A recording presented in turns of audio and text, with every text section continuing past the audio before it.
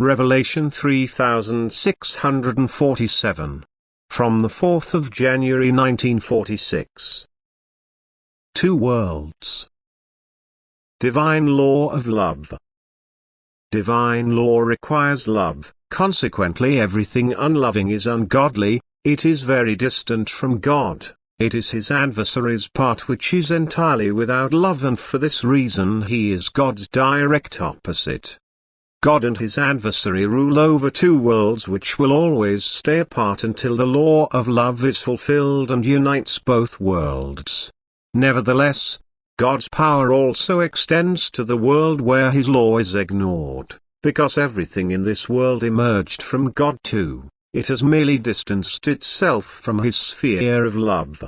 And his power shows itself inasmuch as that he also rules in the kingdom of the heartless. That is, he directs all events in accordance with his will.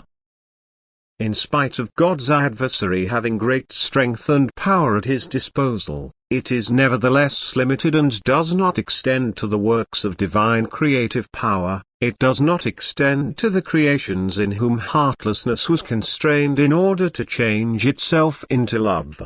In this state the spirit, which had previously fallen away from God, is isolated from his adversary's power and compelled to fulfill the law of love, although its will does not yet determine its actions.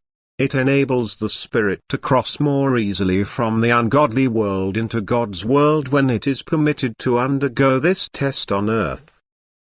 But then the power of God's adversary comes into its own and with cunning and force seeks to hold on to the spiritual essence of his world. He tries to increase its heartlessness, he attempts to make it give up the divine, he endeavors to withhold from it the divine law of love and make it wholly inclined to his wishes. But God in his merciful love will not leave the spirit to his adversary without a fight. During the last stage as a human being he will repeatedly give him the knowledge of his law of love. He will constantly approach the person by requesting love and offering him the opportunity to fulfill the divine commandment.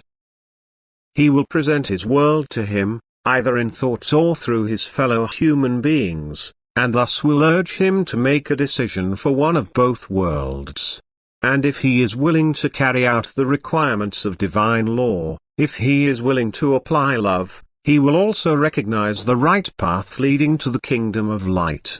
He will see the darkness of the realm which belongs to God's opponent. He will see the consequences of heartlessness as he recognizes the strength of love, and he will voluntarily submit himself to divine law.